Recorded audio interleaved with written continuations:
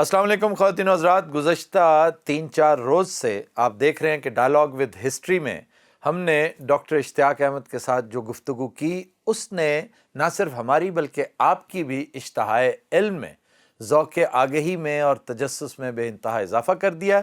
ہم نے محسوس یہ کیا کہ ڈاکٹر صاحب چونکہ واپس سویڈن تشریف لے جا رہے ہیں، لیکن جانے سے پہلے چند نشستیں ان کے ساتھ اور کر لی جائیں تاکہ کم سے کم وقت میں زیادہ سے زیادہ اپنی علمی پیاس بجھائی جا سکے۔ چنانچہ ہماری خوش قسمتی ایک بار پھر ڈاکٹر صاحب تشریف لائے۔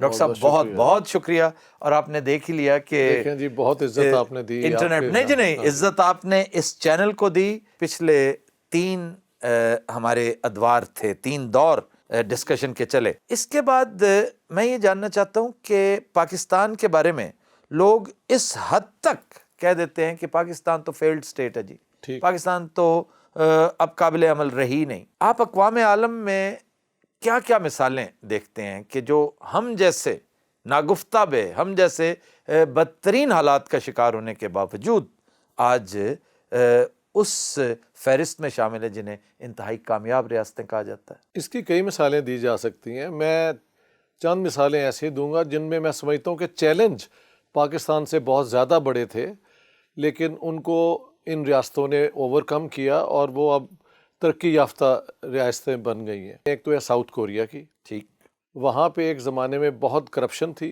حکومت میں، پھر ایک پریزیڈنٹ کو انہوں نے غالباً ڈیتھ پینلٹی اس پہ انہوں نے امپوز کی، اور اس کے بعد سب نے سبق سیکھا، اور آپ دیکھیں ان کی جو آج کی پرفارمنس ہے۔ حالیہ وزیر اعظم جو تھی ابھی کل تک، اسے انہوں نے کرپشن چارجز پہ آؤسٹ کیا۔ بالکل صحیح ہے، جب آپ ایلیٹ کو آنسریبل بنا دیتے ہیں تو اس سے سب لوگ سبق سیکھتے ہیں۔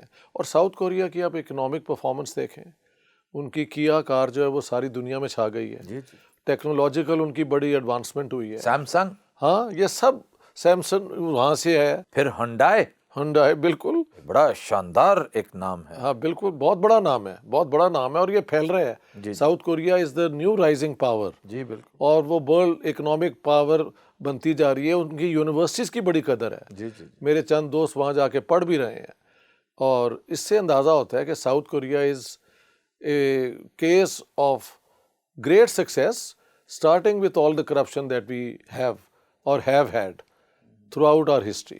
Corruption has been a serious problem from day one. اب اس کی میگنیٹیوڈ بہت بڑھ گیا ہے، لیکن جب 47 میں پاکستان بنا تھا تو سب سے پہلے بیوروکریسی نے یہاں کے ہندوؤں کے گھروں، ان کی بزنسز پہ جس طریقے سے ڈاکے ڈالے، اور پھر آپ جانتے ہیں کہ وہ جو فیکٹری پراپرٹی کو کیسے الاٹ کیا گیا، اب تک کیا جا رہا ہے۔ تو وہ کرپشن بھی پہلے دن سے شروع ہے، لیکن اب اس کا میگنیٹیوڈ بہت بڑھ گیا ہے۔ تو میرے خیال سے اگر ساؤتھ کوریا وہاں سے نکل کے ایک ماڈل سٹیٹ بنتا جا رہا ہے، ایک مارکیٹ اکانومی کا سکسیسفل اگزامپل ہے، تو Pakistan, Why not Pakistan? Now let's look at India۔ وہ اس طرح پرابلمیٹک سٹیٹ تو نہیں تھا، لیکن آپ یہ دیکھیں جو کاسٹ سسٹم ہے اس کے اندر جمہوریت کا ایک نظام لانا از این امپاسبلٹی اگر انڈیا ایک تھیولوجیکل سٹیٹ ہو۔ لیکن جس دن انہوں نے برہمن کو اور دلت کو 1 مین 1 ووٹ کے حوالے سے ایکول کر دیا، تو تب سے آپ دیکھیں 4 دفعہ مایاوتی جو ایک دلت ہیں یو پی کی اپنا چیف منسٹر بن چکی ہیں، اور دیکھیں یو پی کی پاپولیشن جو ہے exactly the same as Pakistan, 220 million. They have achieved it in less than 70 years, اور امریکہ کو 300 سال لگے ایک افریقن امریکن کو الیکٹ کرتے ہوئے۔ تو اس سے تو زیادہ تیزی سے ہم سمجھتے ہیں انڈیا کے اندر انہوں نے یہ کامیابی حاصل کی ہے۔ وہ کیسے؟ کہ انہوں نے سمجھ لیا کہ کاسٹ سسٹم کی بنیاد پہ آپ ایک ماڈرن معاشرہ جو جمہوریت وہ قائم ہی نہیں کر سکتے، اور پھر فیوڈل سسٹم ختم کیا، ذمہ داری ختم کی، لینڈ ہولڈنگز جو ہاں جی۔ تو اگر وہ کر سکتے ہیں تو ہم کیوں نہیں کر سکتے؟ تیسری مثال جو ہے وہ بنگلہ دیش کی ہے۔ آپ بھی جانتے اور میں بھی جانتا ہوں کہ جب ہم ایک تھے تو ان بنگالیوں کا یہی ایک ہم پہ کمپلین تھا کہ ڈیولپمنٹ جو ہے ساری آپ کی طرف ہوتی ہے، اور جھوٹ کی انکم جو ہے وہ ہم لے کے آتے ہیں۔ اور وہاں پہ غربت کا یہ حال تھا کہ مجھے یاد ہے میرے ایک کلاس فیلو تھے، ان کے والد جو ہیں پارٹیشن کے بعد وہاں پہ پوسٹ ماسٹر جنرل بنے۔ انہوں نے کہا کہ بنگالیوں کا بیچاروں کی غربت کی یہ حال تھا کہ وہ آتے تھے بازار میں، مچھلی جہاں کی دکان ہوتی تھی بس اسے ہاتھ لگا کے بھاگ جاتے تھے تاکہ کھاتے وقت انہیں وہ اس کی وہ آئے، اتنی غربت تھی۔ اب انہوں نے یہ سارا جب چینج کیا تو وہ ایک بینکنگ سسٹم سے یہ تبدیلی آئی، ڈاکٹر یونس کا اور ایک اور بینک تھا، یہ دونوں اسی اصول پہ چلے کہ چھوٹی لونز دے کے عورتوں کو اکنامکلی انڈیپینڈنٹ کریں۔ اس سے یہ بھی ہوتا ہے کہ جب ایک خاندان میں 2 انکمز آتی ہیں تو دونوں پارٹنر جو ہیں وہ چاہتے ہیں کہ بچے کم ہوں تاکہ 2 انکمز آتی رہیں۔ اس سے دیکھیں نا انکم بھی بڑھا اور آبادی بھی کم، آبادی بھی کم ہو گئی۔ تو یہ مثال بنگلہ دیش کی سب سے اچھی ہے، باقی مثالیں تو دور کی ہیں نا، لیکن یہ تو کیونکہ حصہ تھے ہمارا، اور اس کو جو رینکنگ ہو رہی ہے ویمن امپاورمنٹ کی، Bangladesh is number 1، India is number 2 and we are of course number 3۔ تو یہ اچیومنٹ اگر بنگلہ دیش میں ہو سکتی ہے۔ تیسری بات، بنگلہ دیش نے یہ ریئلائز کر لیا ہے کہ there is no point in going into an arm race with India, کیونکہ آج کے دور میں یہ ممکن نہیں ہے کہ کوئی ملک کسی اور ملک کا قبضہ کر لے، نہ انٹرنیشنل لا الاؤ کرتی ہے، اور وہاں کے عوام اگر نہ چاہیں تو کبھی ہو نہیں سکتا۔ جیسے 65 وار میں اگر انڈیا چاہتا تو they could only walk into East Pakistan, تو انہوں نے نہیں کیا۔ 71 میں جب آپ نے خود جھگڑا شروع کر دیا تو انہیں موقع مل گیا And they just walked and they into it. walked in۔ تو اگر عوام آپ کے ساتھ ہیں تو کوئی باہر کی طاقت جو ہے اس دور میں 21st سینچری میں آ کے اس ملک کو ختم نہیں کر سکتی۔ کیا شاندار بات کی ڈاکٹر صاحب آپ نے۔ میں ریفرنس ایک طویل عرصے بعد اینشنٹ ہسٹری کی طرف لے جانے کی کوشش کروں گا کہ کہتے ہیں کہ یہ جو الیگزینڈر آیا تھا، اچھا جی، وہ کبھی کامیاب نہ ہوتا اگر یہاں کے راجاؤں مہاراجاؤں نے سکھ چین، روٹی پانی، عزت اور احترام دے رکھا ہوتا یہاں کی آبادی کو۔ تو وہ آیا اور ہمیشہ قلعے کا دروازہ اندر سے کھلتا چلا گیا۔ ہاں بالکل صحیح ہے۔ اب دیکھ لیجئے کہ ہمارے سیاستدان، میں آج کی بات نہیں کر رہا، وہ میں آتا ہوں کہ اس وقت موجودہ حکمران نہیں، ہمارے سیاسی حکمران ٹھیک ہے، پاکستان کے ساتھ جو کھلواڑ کرتے چلے جا رہے ہیں پچھلے 70 سال سے، ٹھیک ہے، ہمیشہ فوج کی، آپ فوج کو سمجھیے جسے یوسرپر کہتے ہیں نا، کہ فوج از اے یوسرپر، ٹھیک ہے، کہ فوج تو آتی ہے اور قابض ہو جاتی ہے۔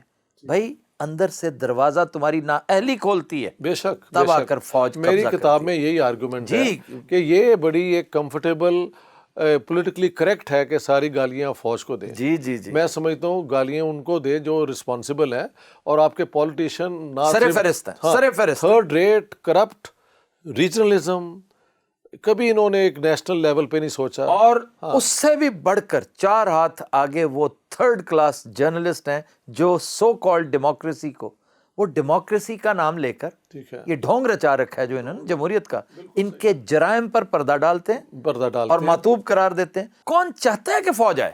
بالکل، میں تو سر بالکل نہیں فوج اس چاہتا، مقصد کے لیے بنی نہیں ہے۔ بنی نہیں ہے۔ ہماری فوج مجبوراً کرتی ہے وہ جو سارا کچھ اسے کرنا پڑتا ہے۔ اب آئیے ہمارے اپنے حکمرانوں کی طرف، یہ جو کچھ کر رہے ہیں ٹھیک ہے، یہ تو شکر کریں کہ مشرف نے مارشل لاء نہیں لگایا، ہاں ٹھیک ہے، ورنہ اگر لگا دیتا مارشل لاء تو جو لڈو اور جو برفیاں بٹی تھیں ریگل چوک میں 12 اکتوبر 1999، کیا ان میں کوئی کمی آتی؟